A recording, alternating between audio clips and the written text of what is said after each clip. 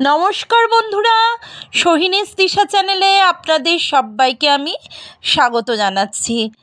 আজকে আমি রান্না করছি আমাদের সকলের প্রিয় শ্রী শ্রী জগন্নাথ দেবের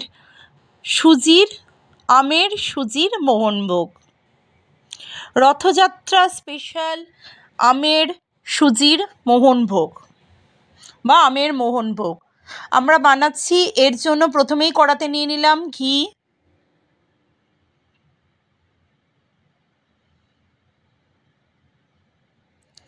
কড়াতে ঘি দিয়ে আমরা তেজপাতা ছিঁড়ে দিয়ে দিলাম।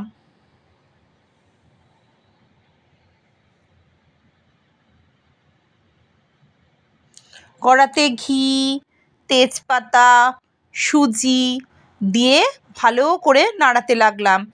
সুজিটা ভালো করে নেড়ে নেড়ে ভাজা ভাজা করে নিলাম। নাড়তে নাড়তে সুজির রং যখন একটু একটু পাল্টে গেল, সামান্য হালকা লাল রং ধরল, তখন আমরা এর মধ্যে একটু নুন দিয়ে দিলাম। সামান্য নুন বা লবণ আমরা দিলাম স্বাদটাকে ব্যালেন্স করার জন্য। এরপর আমরা দিলাম দুধ। পরিমাণ মতন দুধ দিয়ে সুজিটাকে আমরা দুধের মধ্যেই সেদ্ধ করে নিলাম। এই অবস্থায় ক্রমাগত নাড়তে হবে বন্ধুরা, নাহলে কিন্তু সুজিতে লাম্পস পড়ে যাবে। তাই জন্য আমরা ক্রমাগত সুজিটা দিয়ে আর দুধটা দিয়ে নাড়তে লাগলাম। এরপর আন্দাজ মতন চিনি দেওয়া হলো। এরপর যেহেতু আম যোগ করা হবে, তাই চিনিটা আপনারা আপনাদের আন্দাজ মতন দেবেন। আবার নাড়া হতে লাগলো। এইভাবে বেশ কিছুক্ষণ নাড়াচাড়া করা হলো। আচ্ছা, এবারে দেওয়া হচ্ছে ম্যাঙ্গো পাল্প বা আমের কাত। আমের পাল্পটা দিয়ে দেওয়া হলো।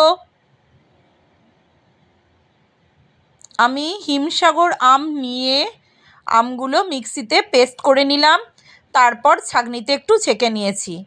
এইভাবে আমের পাল্প আমরা দিলাম। তার ওপর দিলাম ড্রাই ফ্রুটস।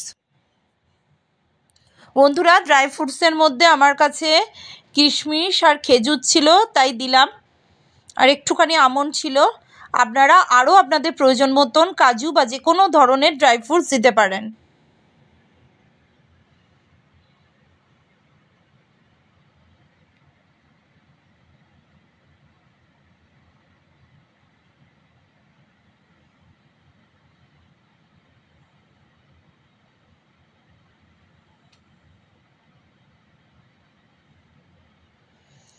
বন্ধুরা, আস্তে আস্তে করে আমরা আমের পাল্প ওর মধ্যে আরও আরও করে যোগ করতে লাগলাম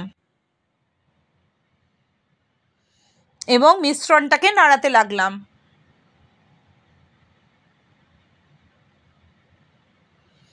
এইভাবে নাড়াতে নাড়াতে যখন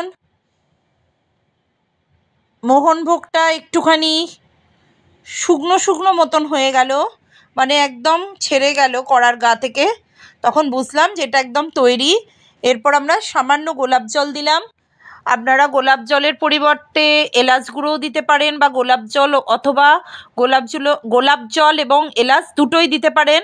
আবার কিছু নাও দিতে পারেন। আমের নিজস্ব গন্ধ বজায় রাখতে চাইলে আপনারা গোলাপ জল বা এলাচ নাও দিতে পারেন।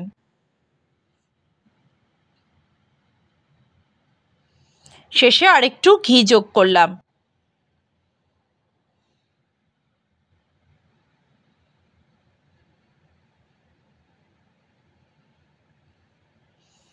এবার মা আমের মোহনভোগটা পরিবেশন করে দেখালো।